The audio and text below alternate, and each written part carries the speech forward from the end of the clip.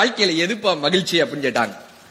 4 வயசுல எந்திரிச்சு நின்னோம்னா வெற்றி, 10 வயசுல வெளியே போயிட்டு திரும்பி வந்தோம்னா வெற்றி, 15 வயதுல நல்லா படிச்சா வெற்றி, 18 வயதுல ஒரு வாக்காளர் உரிமமோ நமக்கான ஒரு டிரைவிங் லைசன்ஸும் கிடைச்சிருச்சுன்னா 18 வயதுல வெற்றி, 25 வயசுல கையில ஒரு டிகிரியும் வேலையும் கிடைச்சிருச்சுன்னா வெற்றி, 30 வயசுல பொண்ணு கிடைச்சிருச்சுன்னா வெற்றி.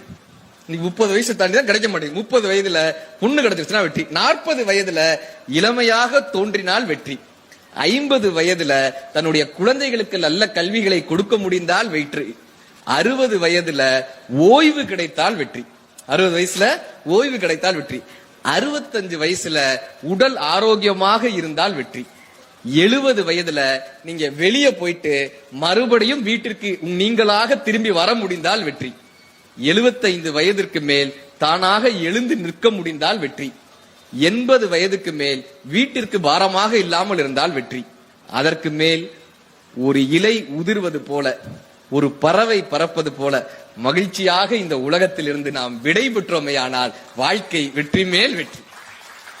வெற்றி பெறுவதால் வாழ்க்கையில் மகிழ்ச்சியாக இருப்பதில்லை, மகிழ்ச்சியாக இருப்பதுதான் இந்த வாழ்க்கையினுடைய வெற்றி. Download ShareChat.